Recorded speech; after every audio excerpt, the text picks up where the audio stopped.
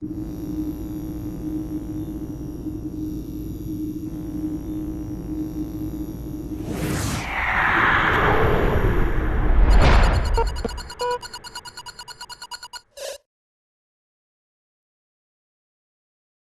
quoi? Quoi? C'est quoi?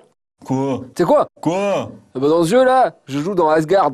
Ah ouais, comme dans les Chevaliers du Zodiac. Ils ont dû copier, hein. Ah non, moi je pensais que c'était comme les Vengeurs avec Thor. Objection! La mythologie nordique est composée de multiples contes et croyances des peuples scandinaves et germaniques. Les érudits commencèrent à coucher ces histoires par écrit au XIIe siècle, et c'est de là que nous vient le plus gros de nos connaissances en la matière. Les exemples les plus célèbres sont les Eddas. La première Edda, l'Edda prosaïque, a été écrite au début du XIIIe siècle par Snorri Sturluson, un poète et diplomate islandais. Dans ce texte, Sturluson tente d'arranger les différentes histoires mythologiques en un tout cohérent. Environ un demi-siècle plus tard sera écrite l'Edda poétique, qui rassemble une trentaine de poèmes traitant des dieux et des héros nordiques, les fameuses sagas. Le sujet est tellement vaste qu'il va être scindé en 4 émissions. Commençons donc avec quelques éléments de base, qu'il est fréquent de retrouver dans les jeux vidéo, en particulier les RPG, mais aussi dans les BD ou les animés. Dans la mythologie nordique, l'univers est composé de 9 mondes distincts. Asgard est le monde des Aesir, la première famille de dieux.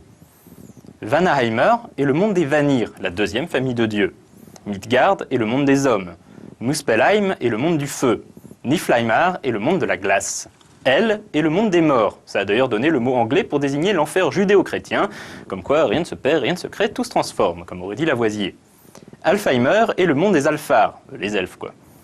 Svartalfheim, parfois appelé Nidavellir, est le monde des Dvergar, les nains. Enfin, Jotunheimar est le monde des Jotnar, les géants. Tous ces mondes sont reliés entre eux par l'arbre de vie, Yggdrasil. Difficile de trouver un RPG ou un univers de fantasy qui ne fasse pas une référence à l'Yggdrasil d'une manière ou d'une autre.